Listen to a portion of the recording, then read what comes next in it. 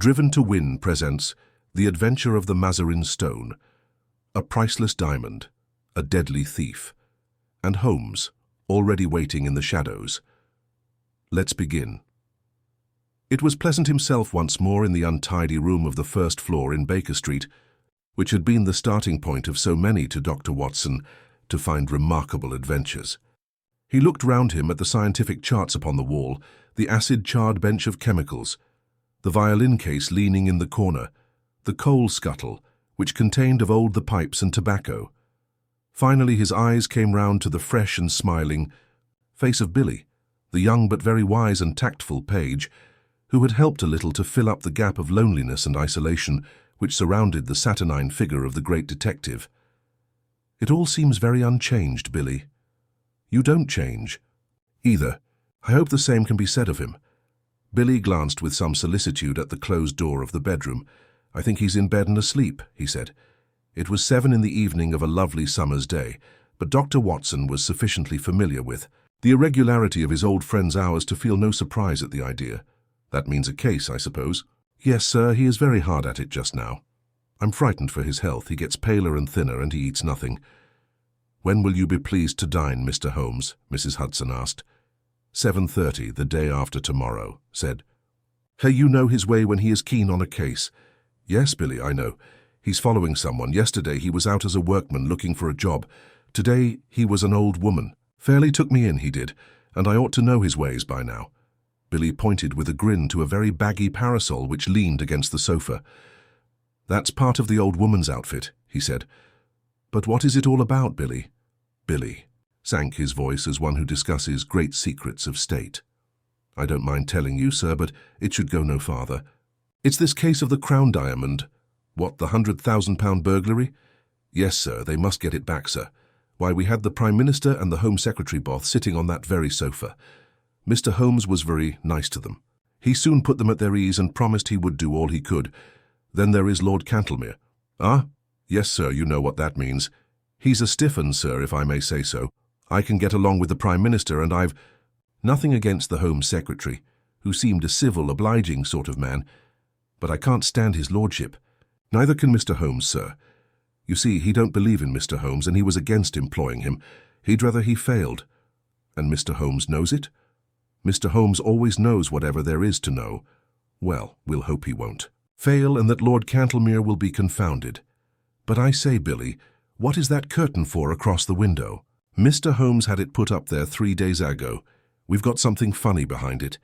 Billy advanced and drew away the drapery, which screened the alcove of the bow window. Dr. Watson could not restrain a cry of amazement. There was a facsimile of his old friend, dressing gown and all, the face turned 3/4 towards the window and downward, as though reading an invisible book, while the body was sunk deep in an armchair. Billy detached the head and held it in the air. "We put it at different angles so that it may seem more lifelike. I wouldn't dare touch it if the blind were not down, but when it's up you can see this from across the way. We used something of the sort once before." "Before my time," said Billy. He drew the window curtains apart and looked out into the street. "There are folk who watch us from over yonder. I can see a fellow now at the window. Have a look for yourself." Watson had taken a step forward, when their bedroom door opened, and the long, thin form of Holmes emerged, his face pale and drawn, but his step and bearing as active as ever. With a single spring he was at the window and had drawn the blind once more. "That will do, Billy," said he. "You were in danger of your life then, my boy, and I can't do without you just yet. Well, Watson, it is good to see you in your old quarters once again. You come at a critical moment, so I gather. You can go, Billy. That boy is a problem, Watson. How far am I justified in allowing him to be in danger?" "Danger of what, Holmes?" "Of sudden death. I'm expecting something this evening." "Expecting what? To be murdered, Watson?" "No, no, you are joking, Holmes.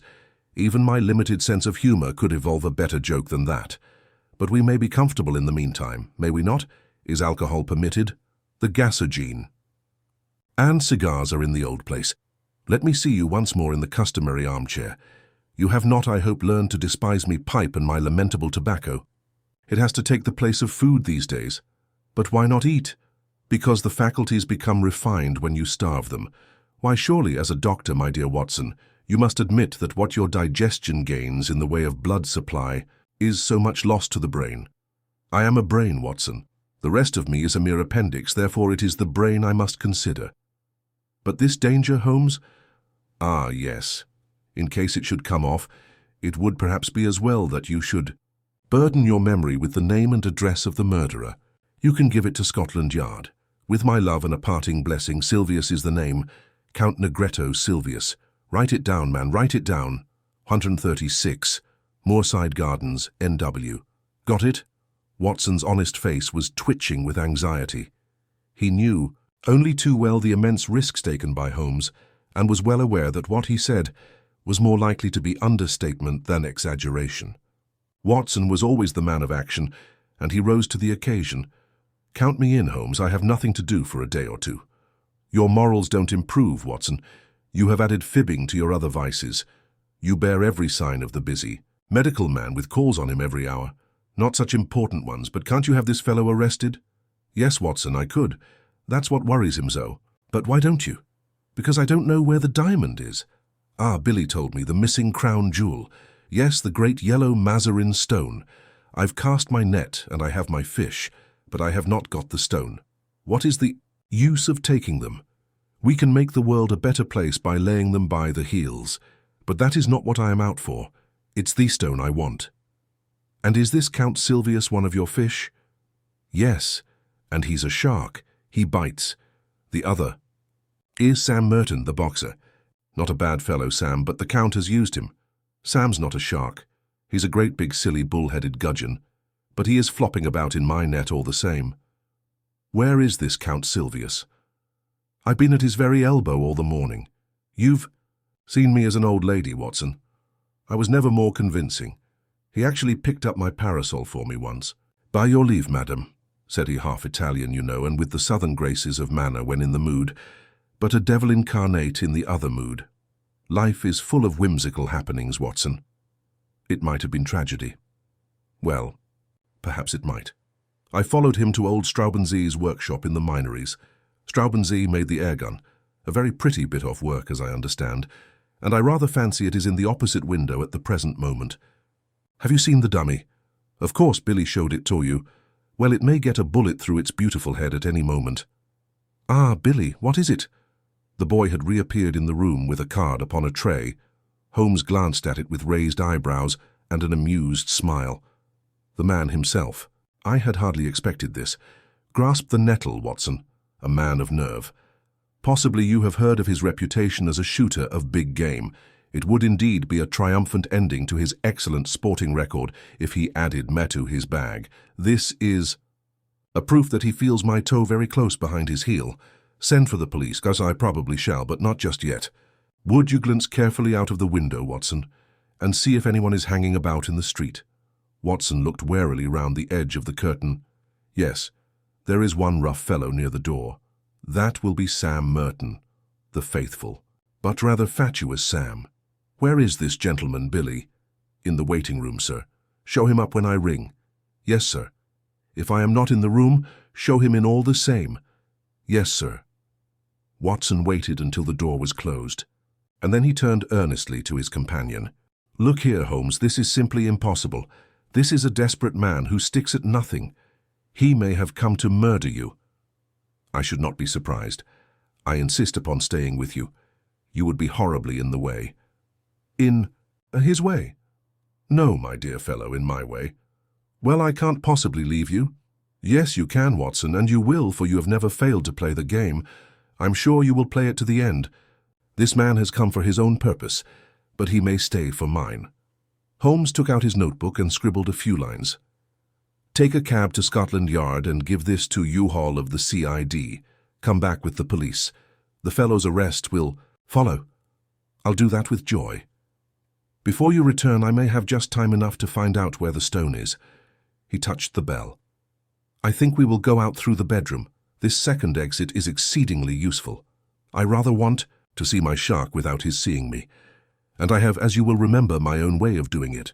It was, therefore, an empty room into which Billy, a minute later, ushered Count Silvius.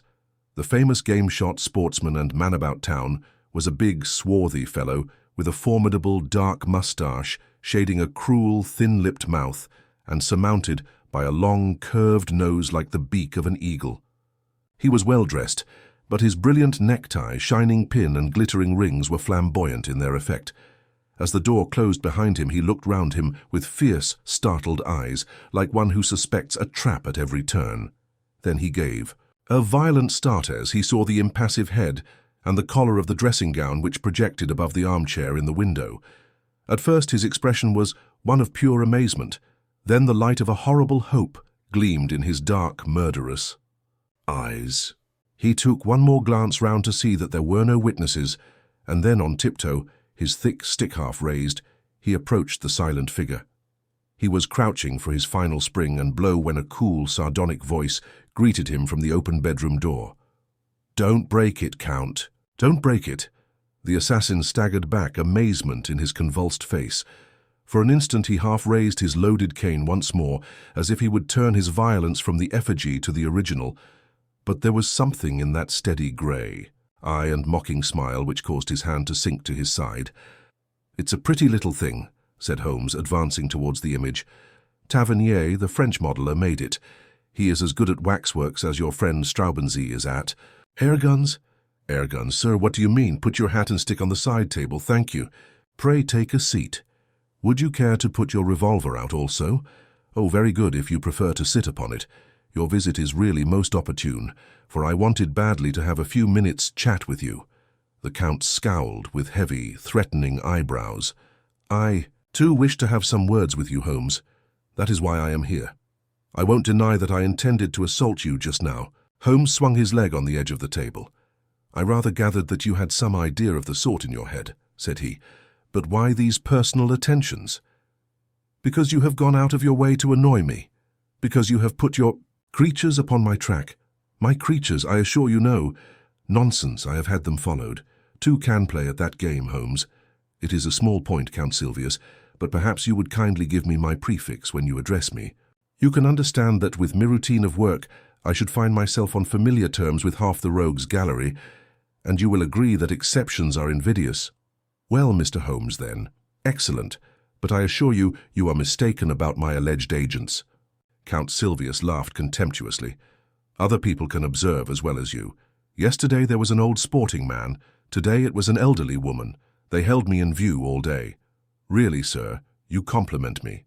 Old Baron Dowson said the night before he was hanged that in my case what the law had gained the stage had lost. And now you give my little impersonations your kindly praise." "It was you yourself?"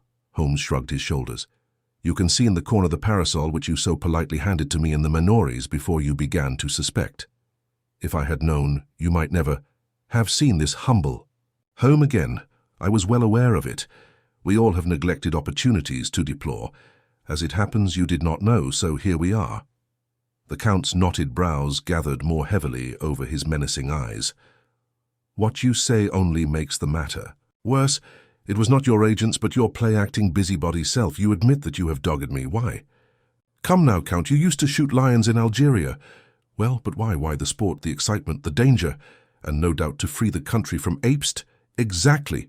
My reasons in a nutshell." The Count sprang to his feet, and his hand involuntarily moved back to his hip pocket. "Sit down, sir, sit down. There was another, more practical reason. I want that yellow diamond." Count Silvius lay back in his chair with an evil smile. "Upon my word," said he, "you knew that I was after you for that. The real reason why you are here tonight is to find out how much I know about the matter, and how far me removal is absolutely essential." "Well, I should say that from your point of view it is absolutely essential, for I know all about it, save only one thing, which you are about to tell me." "Oh, indeed. And pray, what is this missing fact?" "Where the crown diamond now is." The Count looked sharply at his companion. "Oh, you want to know that, do you? How the devil should I be able to tell you where it is? You can, and you will. Indeed, you can't bluff me, Count Silvius." Holmes's eyes, as he gazed at him, contracted and lightened until they were like two menacing points of steel. "You are absolute plate glass. I see to the very back of your mind. Then, of course, you see where the diamond is." Holmes clapped his hands with amusement, and then pointed a derisive finger. "Then you do know, you have admitted it." "I admit nothing. Now, Count, if you will be reasonable, we can do business. If not, you will get hurt." Count Silvius threw up his eyes to the ceiling. "And you talk about bluff," said he. Holmes looked at him thoughtfully like a master chess player who meditates his crowning move. Then he threw open the table drawer and drew out a squat notebook. "Do you know what I keep in this book?" "No, sir, I do not." "You? Me?"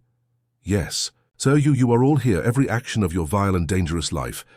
"Damn you, Holmes," cried the Count with blazing eyes. "There are limits to my patience. It's all here, Count. The real facts as to the death of old Mrs. Harold, who left you the Blyme estate which you so rapidly gambled away. You are dreaming. And the complete life history of Miss Minnie Warrender. Tut! You will make nothing of that. Plenty more here, Count. Here is the robbery in the train deluxe to the Riviera on February 13th, 1892. Here is the forged check in the same year on the Credit Lyonnais. No, you're wrong there. Then I am right on the others. Now, Count, you are a card player. When the other fellow has all the trumps, it saves time to throw down your hand. What has all this talk to do with the jewel of which you spoke? Gently, Count, restrain that eager mind. Let me get to the points in my own humdrum fashion. I have all this against you, but above all, I have a clear case against both you and your fighting bully in the case of the Crown Diamond. Indeed, I have the cabman who took you to Whitehall and the cabman who brought you away. I have the commissionaire who saw you near the case. I have Ike Sanders, who refused to cut it up for you. Ike has peached and the game is up. The veins stood out on the Count's forehead. His dark, hairy hands were clenched in a convulsion of restrained emotion. He tried to speak, but the words would not shape themselves. "That's the hand I play from," said Holmes. It put it all upon the table. "But one card is missing. It's the King of Diamonds. I don't know where the stone is." "You never shall know." "No?" "Now be reasonable, Count. Consider the situation. You are going to be locked up for 20 years. So is Sam Merton. What good are you going to get out of your diamond? None in the world. But if you hand it over, well, I'll compound a felony. We don't want you or Sam, we want the stone. Give that up. And so far as I am concerned, you can go free, so long as you behave yourself in the future. If you make another slip, well, it will be the last, but this time my commission is to get the stone, not you. But if I refuse, why then, alas, it must be you and not their stone." Billy had appeared in answer to a ring. "I think, Count, that it would be as well to have your friend Sam at this conference. After all, his interests should be represented." "Billy, you will see a large and ugly gentleman outside the front door. Ask him to come up. If he won't come, sir. No violence, Billy. Don't be rough with him. If you tell him that Count Silvius wants him, he will certainly come." "What are you going to do now?" asked the Count as Billy disappeared. "My friend Watson was with me just now. I told him that I had a shark and a gudgeon in my net. Now I am drawing the net, and up they come together." The Count had risen from his chair, and his hand was behind his back. Holmes held something half protruding from the pocket of his dressing gown. "You won't die in your bed, Holmes. I have often had the same idea. Does it matter very much? After all, Count, your own exit is more likely to be perpendicular than horizontal. But these anticipations of the future are morbid. Why not give ourselves up to the unrestrained enjoyment of the present?" A sudden wild beast light sprang up in the dark, menacing eyes of the master criminal. Holmes's figure seemed to grow taller as he grew tense and ready. "It is no use your fingering your revolver, my friend," he said in a quiet voice. "You know perfectly well that you dare not use it, even if I gave you time to draw it. Nasty, noisy things, revolvers, Count. Better stick to air guns. Ah, I think I hear the fairy footstep of your estimable partner. Good day, Mr. Merton. Rather dull in the street, is it not?" The prize fighter, a heavily built young man with a stupid, obstinate, slab-sided face, stood awkwardly at the door, looking about him with a puzzled expression. Holmes's debonair manner was a new experience, and though he vaguely felt that it was hostile, he did not know how to counter it. He turned to his more astute comrade for help. "What's the game now, Count? What's this fellow want? What's up?" His voice was deep and raucous. The Count shrugged his shoulders, and it was Holmes who answered. "If I may put it in a nutshell, Mr. Merton, you should say it was all up." The boxer still addressed his remarks to his associate. "Is this cove trying to be funny, or what? I'm not in the funny mood myself." "No, I expect not," said Holmes. "I think he can promise you that you will feel even less humorous as the evening advances. Now look here, Count Silvius. I'm a busy man and I can't waste time. I'm going into that bedroom. Pray make yourselves quite at home in my absence. You can explain to your friend how the matter lies without the restraint of my presence. I shall try over the Hoffmann barcarolle upon my violin. In 5 minutes I shall return for your final answer. You quite grasp the alternative, do you not? Shall we take you, or shall we have the stone? Holmes withdrew, picking up his violin from the corner as he passed. A few moments later, the long-drawn, wailing notes of that most haunting of tunes came, faintly through the closed door of the bedroom. "What is it, then?" asked Merton anxiously. Ash's companion turned to him. "Does he know about the stone?" "He knows a damned sight too much about it. I'm not sure that he doesn't know all about it." "Good Lord!" The boxer's sallow face turned a shade whiter. "Ikey Sanders has split on us." "He has he? I'll do him down a thick. Done for that if I swing for it." "That won't help us much. We've got to make up our minds what to do." "Half a mo," said the boxer, looking suspiciously at the bedroom door. "He's a leery cover that wants watching, I suppose." "He's not listening." "How can he be listening with that music going?" "That's right, maybe somebody's behind a curtain. Too many curtains in this room." As he looked round, he suddenly saw for the first time the effigy in the window, and stood staring and pointing, too amazed for words. "Tut! It's only a dummy," said the Count. "A fake, is it? Well, strike me. Madame Tussaud ain't in it. It's the living spit of him, gown and all." "But them curtains, Count—" "Oh, confound the curtains. We are wasting our time, and there is none too much. He can leg us over this stone. The deuce he can. But he'll let us slip if we only tell him where the swag is." "What? Give. Give up 100,000 quid." "It's one or the other." Merton scratched his short-cropped pate. "He's alone in there. Let's do him in. If his light were out, we should have nothing to fear." The Count shook his head. "He is armed and ready. If we shot him, we could hardly get away in a place like this. Besides, it's likely enough that the police know whatever evidence he has got." "Hello? What was that?" There was a vague sound which seemed to come from the window. Both men sprang round, but all was quiet. Save for the one strange figure seated in the chair, the room was certainly empty. "Something in the street," said Merton. "Now look here, Governor, you've got the brains. Surely you can think a way out of it. If slugging is no use, then it's up to you." "I've fooled better men than he," the Count answered. "The stone is here in my secret pocket. I take no chances leaving it about. It can be out of England tonight and cut into 4 pieces in Amsterdam before Sunday. He knows nothing of Van Sedar."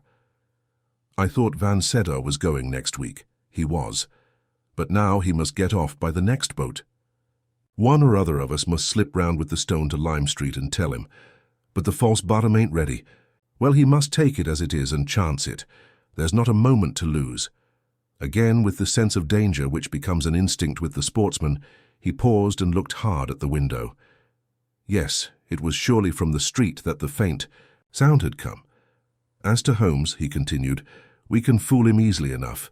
You see, the damned fool won't arrest us if he can get the stone. Well, we'll promise him the stone. We'll put him on the wrong track about it, and before he finds that it is the wrong track, it will be in Holland and we out of the country." "That sounds good to me," cried Sam Merton with a grin. "You go on and tell the Dutchman to get a move. On him. I'll see this sucker and fill him up with a bogus confession. I'll tell him that the stone is in Liverpool. Confound that whining music, it gets on my nerves. By the time he finds it isn't in Liverpool, it will be in quarters, and we, on the blue water. Come back here out of a line with that keyhole. Here is the stone. I wonder you dare carry it. Where could I have it safer? If we could take it out of Whitehall, someone else could surely take it out of my lodgings. Let's have a look at it." Count Silvius cast a somewhat unflattering glance at his associate and disregarded the unwashed hand which was extended towards him. "What, do you think I'm going to snatch it off you? See here, mister, I'm getting a bit tired of your ways." Well, no offence, Sam, we can't afford to quarrel. Come over to the window if you want, to see the beauty properly. Now hold it to the light. Here." "Thank you." With a single spring, Holmes had leaped from the dummy's chair and had grasped the precious jewel. He held it now in one hand, while his other pointed a revolver at the Count's head. The two villains staggered back in utter amazement before they had recovered. Holmes had pressed the electric bell.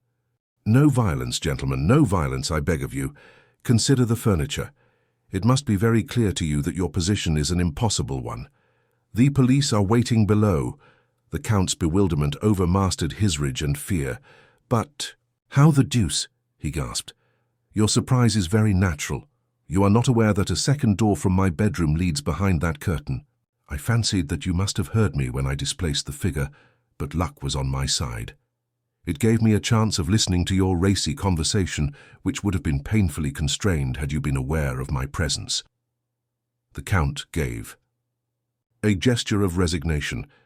"We give you best, Holmes. I believe you are the devil himself." "Not far from him, at any rate," Holmes answered with a polite smile. Sam Merton's slow intellect had only gradually appreciated the situation. Now, as the sound of heavy steps came from the stairs outside, he broke silence at last. "A fair cop," said he, "but I say, what about that bloomin' fiddle? I hear it yet." "Tut, tut," Holmes answered. "You are perfectly right. Let it play. These modern gramophones are a remarkable invention." There was an inrush of police, the handcuffs clicked, and the criminals were led to the waiting cab. Watson lingered with Holmes, congratulating him upon this fresh leaf added to his laurels.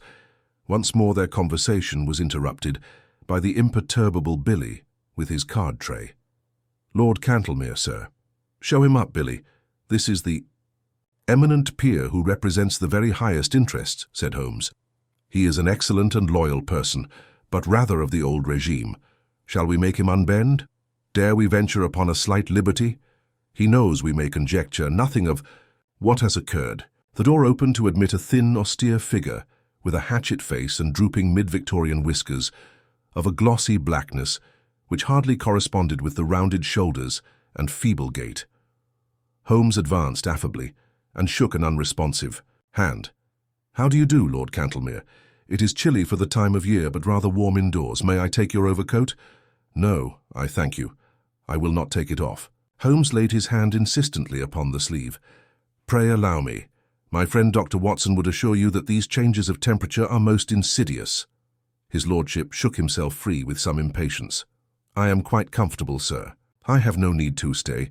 I have simply looked in to know how your self-appointed task was progressing. It is difficult, very difficult. I feared that you would find it so." There was a distinct sneer in the old courtier's words and manner. "Every man finds his limitations, Mr. Holmes, but at least it cures us of the weakness of self-satisfaction." "Yes, sir, I have been much perplexed." "No doubt, especially upon one point. Possibly you could help me upon it. You apply for my advice rather late in the day. I thought that you had your own all-sufficient methods. Still, I am ready to help you. You see, Lord Cantlemere, we can no doubt frame a case against the actual thieves when you have caught them." "Exactly. But the question is, how shall we proceed against the receiver? Is this not rather premature?" "It is, as well, to have our plans ready. Now, what would you regard as final evidence against the receiver?" "The actual possession of the stone." "You would arrest him upon that?" "Most undoubtedly." Holmes seldom laughed, but he got as near it as his old friend Watson could remember. "In that case, my dear sir, I shall be under the painful necessity of advising your arrest." Lord Cantlemere was very angry. Some of the ancient fires flickered up into his sallow cheeks. "You take a great liberty, Mr. Holmes. In 50 years of official life, I cannot recall such a case. I'm a busy man, sir, engaged upon important affairs, and I have no time or taste for foolish jokes. I may tell you frankly, sir, that I have never been a believer in your powers, and that I have always been of the opinion that the matter was far safer in the hands of the regular police force. Your conduct confirms all my conclusions. I have the honor, sir, to wish you good evening." Holmes had swiftly changed his position and was between the peer and the door. "One moment, sir," said he. "To actually go off with the Mazarin Stone would be a more serious offence than to be found in temporary possession of it. Sir, this is intolerable. Let me pass. Put your hand in the right-hand pocket of your overcoat." "What do you mean, sir?" Come, do what I ask." An instant later, the amazed peer was standing, blinking and stammering, with the great yellow stone on his shaking palm. What, how is this, Mr. Holmes?" "Too bad, Lord Cantlemere, too bad," cried Holmes. "My old friend here will tell you that I have an impish habit of practical joking. Also that I can never resist a dramatic situation. I took the liberty, the very great liberty, I admit, of putting the stone into your pocket at the beginning of our interview." The old peer stared from the stone to the smiling face before him. "Sir, I am bewildered." But yes, it is indeed the Mazarin Stone. We are greatly your debtors, Mr. Holmes. Your sense of humor may, as you admit, be somewhat perverted, and its exhibition remarkably untimely, but at least I withdraw any reflection I have made upon your amazing professional powers. But how?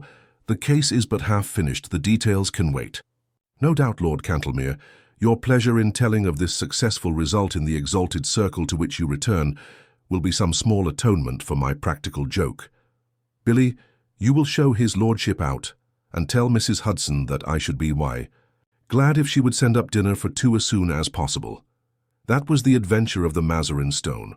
One trap, one priceless gem, and Holmes, always one step ahead. Thank you for listening. More mysteries await, only on Driven to Win.